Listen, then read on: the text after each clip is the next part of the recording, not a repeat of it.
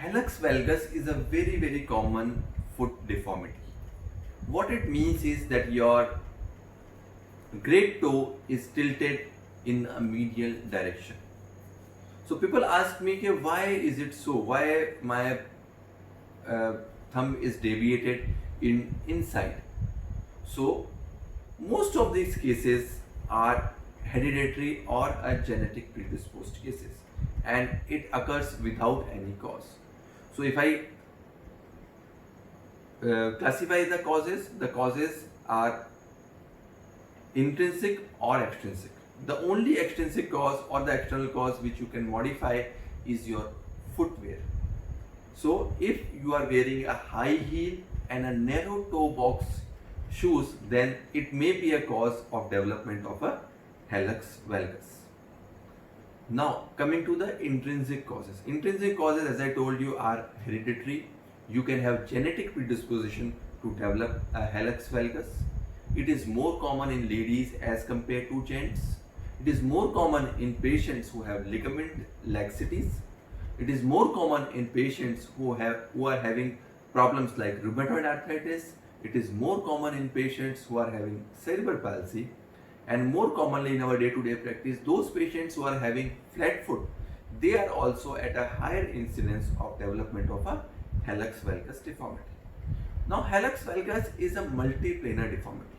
So what happens is your great toe moves inside, the medial eminence become proud and it goes more medially, and it is a slowly progressive disease which increase with time. So the medial eminence becomes more and more prominent with time, and then later on you may develop callosities, and then because the load is not taken properly, there are shifting of the load because your load is taken by the foot, and then you can start developing pain which is due to a phenomenon which is called as a transfer metatarsalgia, because your weight distribution is altered, and because the weight which is to be put is not put now on the foot, it is the weight is altered where it is put. So this is called as a transverse metatarsalgia syndrome, and then slowly as the disease progress in time, a painless condition will develop into a painful condition, and now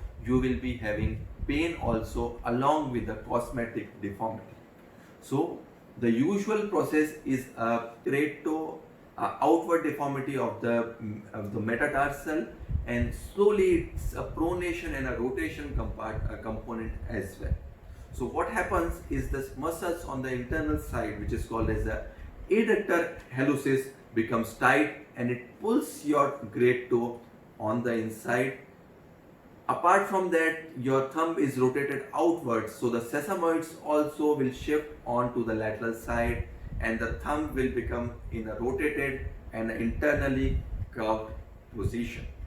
So it will change the biomechanics of your loading and will cause a altered loading phenomenon on the foot. Now we have made another video regarding the treatment and regarding the procedures which we have done. So if you are interested in seeing the procedure, you can go ahead and see that particular video. But in this video, I'll just like to focus that what needs to be done as an initial investigation. The most common investigation that we do is a simple X-ray, and that will usually give us an idea about the degree of the deformity and how severe the problem is and what kind of the procedure that we need to plan. Most of these cases would require a surgery for correction. Correction without a surgery is difficult to achieve. But if you want to try, you can try some orthosis which will try to keep your greater toe away in more varus position, and you can try some custom made orthosis as well. Also, you can try some techniques of stretching which is called as a sesamoid mobilization techniques. Usually this bunion, as I told you, will progress with time, and eventually you will need a surgical correction of this particular identity. So friends, if you have this problem, you will have three issues. One is a cosmetic problem, that you are feeling that your toe is not looking good.